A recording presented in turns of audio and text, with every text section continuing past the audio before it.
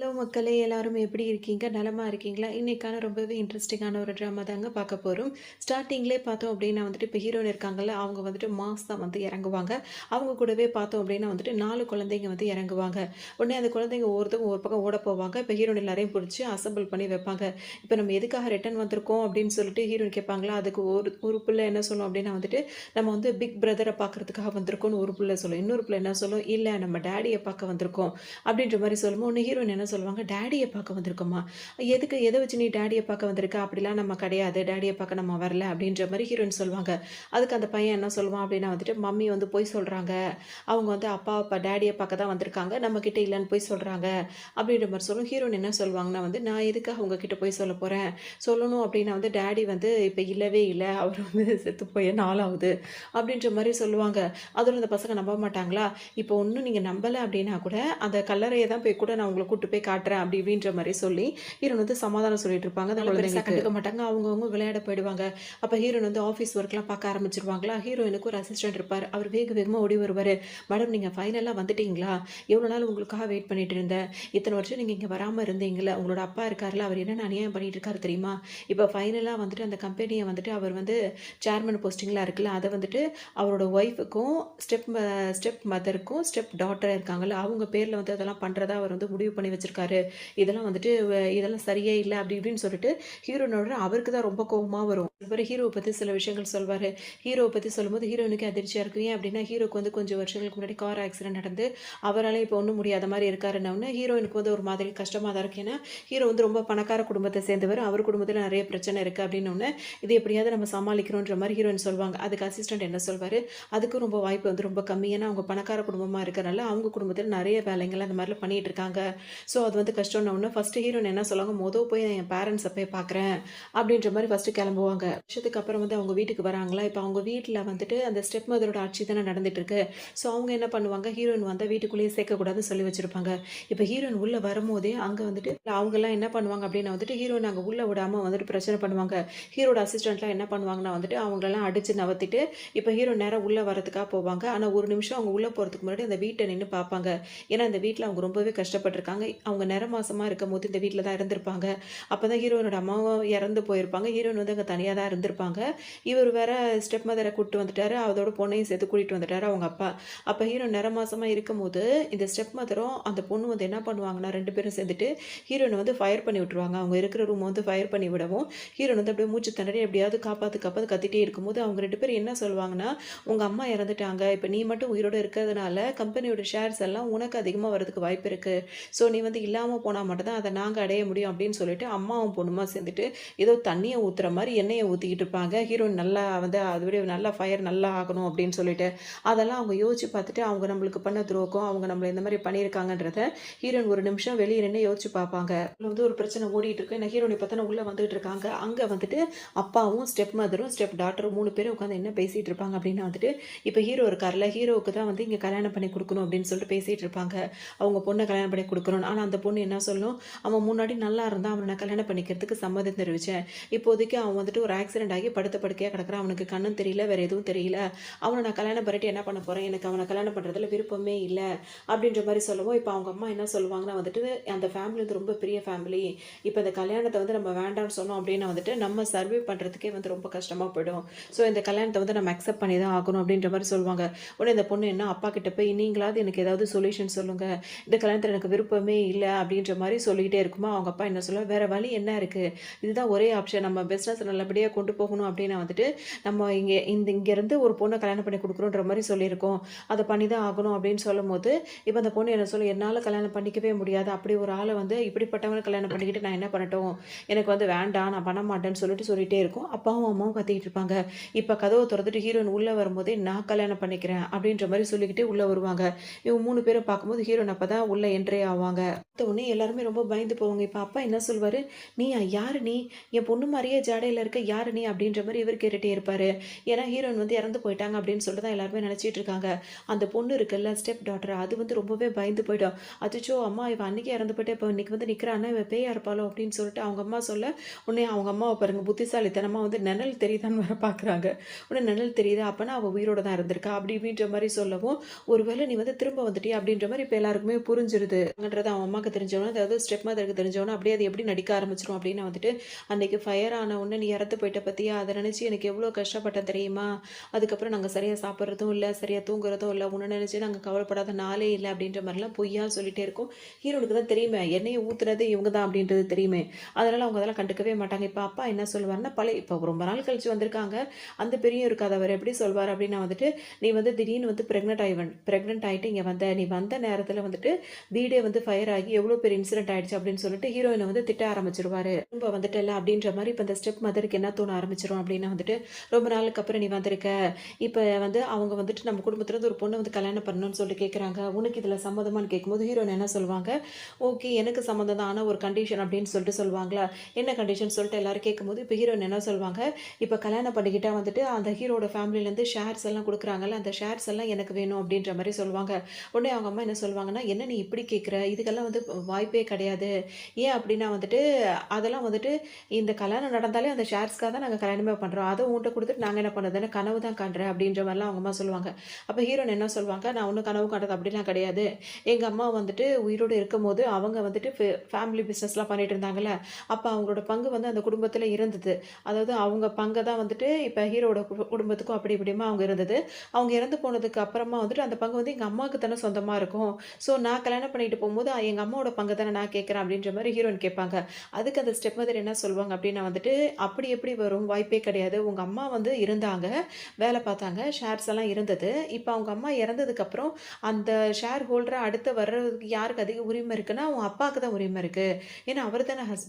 So அவருக்கு தான் அது உரிமை இருக்கு. அவருக்கு இருக்குன்னா அது எங்களுக்கு தானே வரும். நாங்க தானே அவரோட ஒய்ஃபும், பசங்களும்." அப்படின்ற மாரி அந்த மாரி இதில பேசுவாங்க. ஹீரோயின் என்ன சொல்லுவாங்க, "சரி போனா போய் தொலையுது. அப்படி வேணா அந்த ஷேர்ஸ் வேணாம். ஆனா எங்க அம்மாவோட நெக்லஸ் ஒண்ணு இருக்குல்ல, அது எனக்கு வேணும்." அப்படின்ற மாரி கேட்பாங்க. அதுக்கும் அந்த ஸ்டெப் மெத்தட் என்ன சொல்லும், "அது ஒண்ணும் அந்த அளவுக்கு வேல்யூவான திங்ஸ்லாம் கிடையாது. அது எங்க கிடக்குதுன்னே தெரியலன்ற" மாரி அது பேசுவாங்க. எனக்கு அது வேணுன்ற மாரி ஹீரோயின் வந்து உறுதியா சொல்லும்போது, அத பார்க்கலான்னு பேசிட்டே இருக்கும்போதே, இப்ப இவங்க எல்லாரும் பேசிட்டே இருக்கும்போதே வந்து ஹீரோட வீட்லருந்து ஒரு அசிஸ்டன்ட் வந்து என்ன சொல்வாருன்னா, இந்த மாதிரி மாப்பிள்ளை வீட்லருந்து கார் வந்து அனுப்பிட்டாங்க கல்யாணத்துக்காக. என்ன பேசுவாங்க அப்படின்னா வந்துட்டு, "சரி ஓகே உனக்கு என்ன அந்த நெக்லஸ் தானே வேணும். அத தேடி எடுத்து வச்சு உனக்கு குடுக்குறேன்." அப்படின்ற மாரி அப்பா சொல்வாரு. இப்ப மாப்பிள்ளை வீட்லருந்து கார் வந்துருச்சு. நீ இங்கருந்து கிளம்பி தான் ஆகணும். கிளம்பு அப்படின்ற மாரி சொல்லவும், ஹீரோன்னு சரி ஓகே அப்படின்னு சொல்லிட்டு அந்த கல்யாண ட்ரெஸ்ஸ போட்டுட்டு அங்கருந்து கிளம்புவாங்க. இங்க ஹீரோட வீட்டுக்கும் வந்துருவாங்க. வந்த உடனே இப்ப அவங்க அம்மா என்ன சொல்லுவாங்க அப்படின்னா வந்துட்டு, "ஃபார்மாலிட்டீஸ்லாம் வேண்டியதே கிடையாது." அப்படின்னு சொல்லிட்டு சொல்லுவாங்க. "நீ நேரா போய் ஃபர்ஸ்ட்டு போய் உன்னோட மாப்பிள்ளைய பாரு. நீ யார கல்யாணம் பண்ணிக்கணும்னு நினைக்கிறியோ, அவர போய் ஃபர்ஸ்ட்டு பாரு." அப்படின்ற மாரி சொல்லுவாங்க. அதோட அங்க அசிஸ்டன்ட் இருக்கார்ல, அவர் என்ன சொல்வாரு அப்படின்னா வந்து, "இந்த வெட்டிங் ட்ரெஸ்ஸ வந்து சேஞ்ச் பண்ணிக்கோங்க. நார்மல் ட்ரெஸ்ஸே வந்து போட்டுட்டு வந்து அவர பாருங்க." அப்படின்ற மாரி சொல்லுவாங்க. நார்மலா ஒரு ட்ரெஸ்ஸ போட்டுட்டு இப்ப உள்ள வருவாங்களா, உள்ள வரும்போது ஹீரோட ரூமுக்கு கூட்டிட்டு வரும்போது, அவரு பார்த்தீங்கன்னா சரியான கோவத்துல குனிஞ்சுட்டு உட்கார்ந்துட்டு இருப்பாரு. அப்ப அவர கூட்டிட்டு வந்த அசிஸ்டன்ட் வந்து என்ன சொல்வாருன்னா, "ஹீரோ வந்து எப்பவுமே கோவமா தான் இருப்பான். அந்த யங் மாஸ்டர் வந்து எப்பவும் கோவமா தான் இருப்பான். அவன கொஞ்சம் பார்த்து நடந்துக்கோங்க. அவர கொஞ்சம் கேர் பண்ணுங்கன்னு" சொல்லும்போது, பல ரூமர்ஸ்லாம் போயிட்டு இருக்கு. அது உண்மையா என்னன்றது எனக்கு தெரியலன்ற மாரி ஹீரோயின் வந்து யோசிச்சுட்டே இருப்பாங்க. அதோட ஹீரோ காதுல இது விழுந்துருமா, அவர் என்ன பண்ணுவாரு, "இங்க யாரும் வராதீங்கன்னு எத்தன தடவ நான் சொல்லியிருக்கேன்." அப்படின்னு சொல்லிட்டு கையில கிடைச்ச திங்ஸ் எல்லாம் தூக்கி அடிக்க ஆரம்பிச்சுருவாரு. ஹீரோயின் கரெக்ட்டா கேட்ச் பண்ணிருவாங்க. யார்ரா இது தடவையா நம்ம அடிச்சத கேட்ச் பண்ணது அப்படின்ற மாரி ஹீரோக்கே ஒரு மாரி இருக்கும். உடனே யார் அது அப்படின்னு சொல்லிட்டு கேட்கும்போது, "இவங்க தான் உங்கள கல்யாணம் பண்ணிக்கிறதுக்காக வந்திருக்காங்கல்ல, அந்த லேடி தான்." அப்படின்ற மாரி அந்த அசிஸ்டன்ட் சொல்லுவாரு. ஹீரோயினுக்கு ஒரு விஷயம் கண்டுபிடிச்சிருவாங்க. இப்ப ஹீரோ வந்து என்ன பண்ணியிருப்பாரு அப்படின்னா வந்துட்டு, ஒரு நேரம் அவர் வந்து ஹீரோயின வந்துட்டு தூக்கிட்டு வந்துட்டு, அதாவது அவங்க 2 பேரும் இப்போ ஒண்ணா இருப்பாங்க. அவங்க தூக்கிட்டு வந்தாரா, தன்னால வந்து மாட்டுனாங்களான்றது இப்ப நம்மளுக்கு காட்ட மாட்டாங்க. ஸோ ஹீரோயின்ட்ட வந்துட்டு அவர் வந்து மல்லு கட்டிட்டு அவங்கள்ட்ட ரொமான்ஸ் பண்ணிட்டு இருப்பா. அப்ப ஹீரோயின் என்ன சொல்லுவாங்க, "இன்னைக்கு எங்க அம்மாவோட வந்து நினைவு நாளு. நாங்க போயே ஆகுறோம். என்ன விட்டுருன்னு கத்திட்டே இருக்கும்போது, உன்னை யாரு நெனச்சாலும் காப்பாத்த முடியாதுன்ற" மாரி ஹீரோ வந்துட்டு அங்க வந்து ரொமான்ஸ் பண்ணி முடிச்சுருவாரு. அதோட ஹீரோயின் அதெல்லாம் யோசிச்சு பார்த்துட்டே இருந்தவங்க, இப்ப ஹீரோ கோவமா இருக்காரா, எல்லா பொருளையும் தூக்கி எறிஞ்சிருப்பாரு. அந்த பொருளெல்லாம் ஒண்ணு ஒண்ணா எடுத்து வச்சவங்க இப்ப என்ன ஹீரோ கிட்ட வந்து என்ன சொல்லுவாங்கன்னா, "உனக்கு விருப்பம் இருந்தாலும், விருப்பம் இல்லாட்டியும் நீ என்கிட்ட நல்ல விதமா தான் நடந்துக்கணும். ஏன் அப்படின்னா, நான் உன்னோட ஒய்ஃபா இருக்கேன் இப்போ. உன்ன பார்த்துக்கிறதுக்கு தான் வந்திருக்கேன்." அப்படின்ற மாரி ஹீரோ கிட்ட சொல்லுவாங்க. அப்படின்னா வந்துட்டு ஹீரோயின் கைய பிடிச்சிருவாரா, பிடிச்சதுக்கு அப்புறம் அவருக்கு ஏதோ ஃபீல் ஆகும்.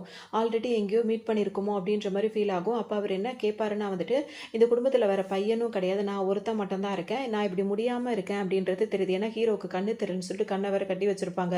முடியாம இருக்கேன்றது தெரியுது. "நீ என்ன எதுக்காக கல்யாணம் பண்ணிக்கிட்ட? வேற பையன் இருந்தா கூட சரி ஓகே. எனக்கு முடியல. நான் போய் சேர்ந்த உடனே நீ அவன கல்யாணம் பண்ணலாம்." அப்படின்ற மாரி இருக்கும். ஆனா வேற பசங்களும் இந்த குடும்பத்தில இல்லாத பட்சத்தில, "நீ எப்படி என்ன கல்யாணம் பண்ணிக்க ஒத்துக்கிட்ட?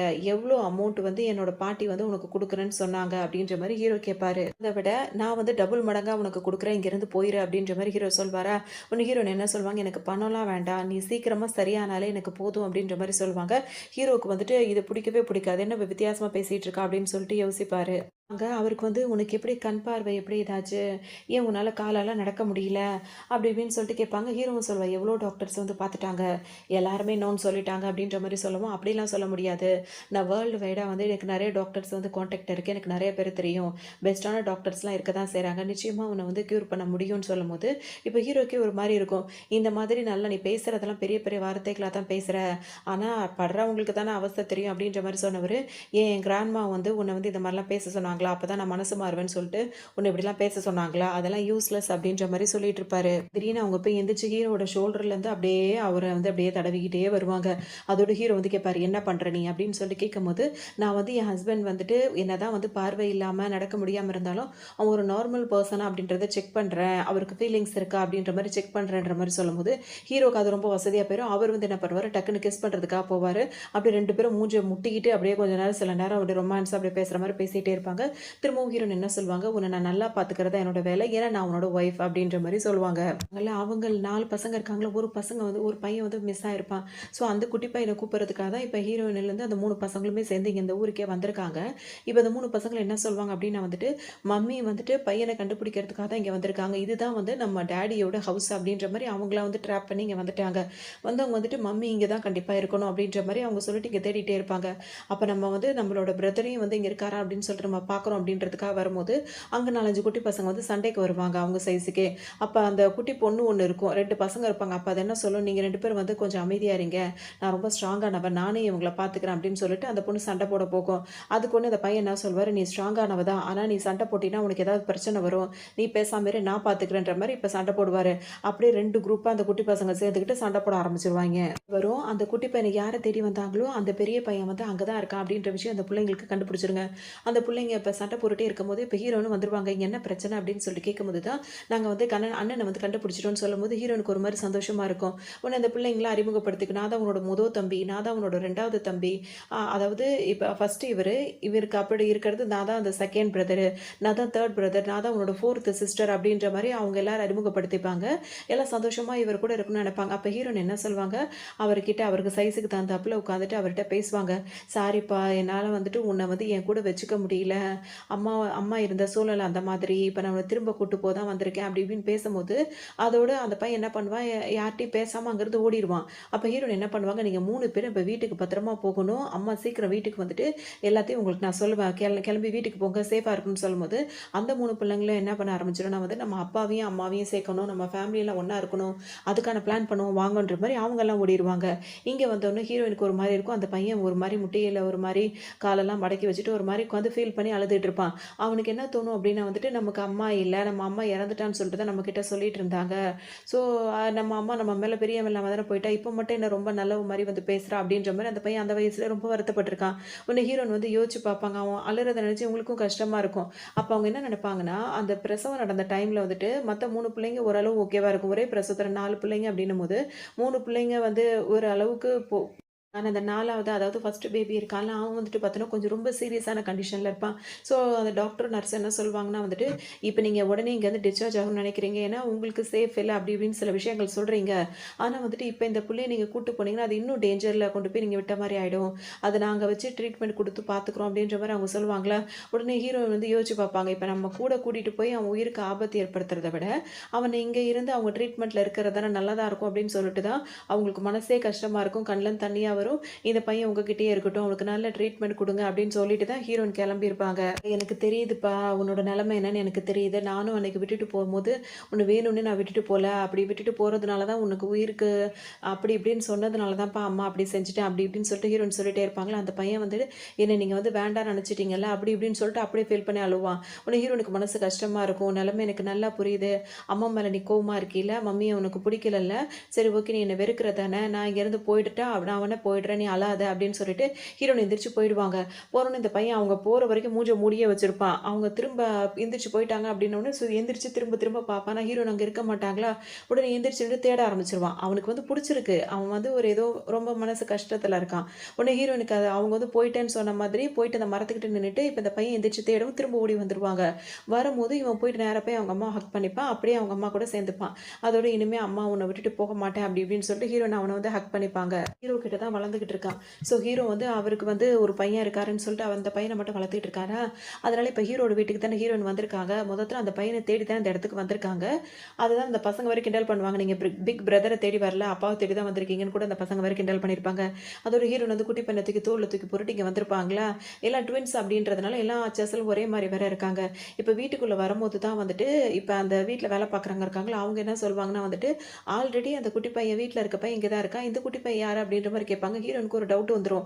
இப்போ இந்த பையன் அவங்க 3 பேரும் நம்ம வீட்டுக்கு தானே போக சொன்னோம். அப்போ இங்கே ஏதோ ஒன்று ஒரு குட்டி வந்து இங்கே ஒன்று மாட்டிக்கிச்சு, இங்கே வந்துருச்சு, அது ஏதோ வம்பு பண்ணிட்டு இருக்கீங்க அப்படின்னு சொல்லிட்டு அவங்க வேக வேகமாக இப்போ ஹீரோ பார்க்கறதுக்காக மாடி ஏறும்போது இந்த குட்டி பையன் நின்றுட்டு இருப்பான். இன்னொரு பையன், நீ என்னடா இங்கே பண்ணுற, உன்னை வீட்டுக்கு தானே போக சொன்னோன்னே அப்பாவோட கண்ணை வந்து டேடியோட கண்ணை வந்து நான் க்யூர் பண்ணுறதுக்காக வந்திருக்கேன், அவருக்கு வந்து இந்த மாதிரி பண்ணாதான் சரியாகுன்ற மாதிரி அவன் ஏதோ சொல்லிட்டு இருப்பான். அதோட ஹீரோனுக்கு ஒன்றுமே புரியாது. உன்னை நான் வீட்டுக்கு தானே போக சொன்னன்ற மாதிரி சொல்லுவாங்களா. அதோட இந்த பையனை இறக்கி விடுவாங்க. இப்போ 2 பசங்களும் அந்த கட்டிலுக்கு கால் பக்கமாக நின்றுக்கிட்டு இருப்பாங்க. இப்போ ஹீரோ என்ன பண்ணுவாருன்னா ஒரு மாதிரி அவருக்கு மயக்கமாக இருக்கும். இப்போ என்னால் ஓரளவு பார்க்க முடியுது அப்படின்னு சொல்லும்போது ஹீரோயினை பார்த்தவொன்னு உன்னை நான் பார்க்குறேன் அப்படின்னு சொல்லிட்டு ஹீரோயின் அப்படியே கண்ணத்தை டச் பண்ணி பார்ப்பாரா. அதே நேரத்தில் இந்த பக்கம் திரும்புவார். 2 பசங்க நின்றுட்டு இருப்பாங்க. இப்போ ஹீரோக்கு ஒன்றும் புரியாது. ஒருவேளை இப்போ தான் நம்மளுக்கு பார்வை வந்ததுனால 1 2ஆ தெரியுதோ அப்படின்னு சொல்லிட்டு அவர் யோசிப்பார். ஹீரோயினுக்கா படப்படன்னு இருக்கும். இப்போ இந்த விஷயத்தை அவருக்கு தெரியப்படுத்தக்கூடாதுன்னு நினைப்பாங்க. அதனால வந்துட்டு என்ன பண்ணுவாங்க, நீ என்ன பாரு, நான் உனக்கு நல்லா தெரியறேனா அப்படி இப்படின்னு சொல்லிட்டு மூஞ்சி திருப்பிக்கிட்டே இருப்பாங்க. ஆனால் ஹீரோ என்ன பண்ணுவார், ஒரு பையன் இந்த வீட்டில் தான் வளர்றான், அவன் தானே இன்னொருத்தன் ஒரே மாதிரி இருக்கானா, 2 பசங்களா இல்லை ஒருத்தன் தான் என் கண்ணுக்கு 2ஆ தெரியுறானா அப்படின்னு சொல்லிட்டு ஹீரோ கேட்டுகிட்டே இருப்பார். ஹீரோட மூஞ்சி இந்த பக்கம் தான் பக்கமாக திருப்பி ஹீரோன்னு வச்சுட்டு இங்கே பாரு இங்கே பாருன்னு சொல்லிட்டே இருப்பாங்க. திரும்ப பார்த்துருவார் அப்படின்றதுக்காக ஒரு பையனை இங்கேருந்து ஓடு அப்படின்னு சொல்லவும் அந்த பையன் அங்கேருந்து ஓடிடுவான். இன்னொருத்தங்கிட்ட வந்து ஹீரோன் வந்து அப்படியே ப்ளீஸ் பண்ணி கேட்டுப்பாங்களா. உடனே அவரும் வந்துட்டு ஓகே நான் சம்மதிக்கிறேன்னு சொல்லவும் இப்போ ஹீரோ பார்க்கும்போது திரும்ப ஒரே பையன் மட்டும் நின்றுட்டே இருப்பான். இப்போ தானே நான் பார்க்கும்போது 2 பசங்க நின்றுட்டு இருந்தாங்க அப்படின்ற மாதிரி ஹீரோ சொல்வாரா.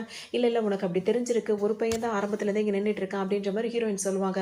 அதோட இல்லையே அப்படின்னு சொல்லும்போது இல்லை உனக்கு இப்போ தான் பார்வை கொஞ்சம் கொஞ்சமாக வர்றதுனால உனக்கு அப்படி பிரச்சனையாக தெரியுது, மற்றபடி வேற ஒன்றும் கிடையாதுன்னு ஹீரோ சொல்வார். இல்லையே 2 பேரும் வேற வேற ட்ரெஸ் போட்டிருந்தாங்க, இப்போ தான் நான் பார்த்தேன்ற மாதிரி வேற தெளிவாக சொல்லுவார். இல்லை நீ கொஞ்ச நாள் வந்து கண்ணு தெரிஞ்சாலும் கொஞ்சம் கண்ணு வந்து ரெஸ்ட்டில் வச்சிருக்கணும், அதனால் கண்ணை மூடிங்க வா அப்படின்னு சொல்லிட்டு திரும்பவும் ஹீரோட கண்ணை மூடி விட்டுருவாங்க. கீழே இறங்கி வந்து பார்க்கும்போது அந்த ஹீரோன் இருக்காங்களா, அவங்க வரத்துக்குள்ளேயே ஹீரோட அம்மா இருக்காங்களா, அதாவது பாட்டி, அவங்க கிட்ட இன்னொரு லேடி வந்து பயங்கரமாக சண்டை போட்டுட்டே இருப்பாங்க.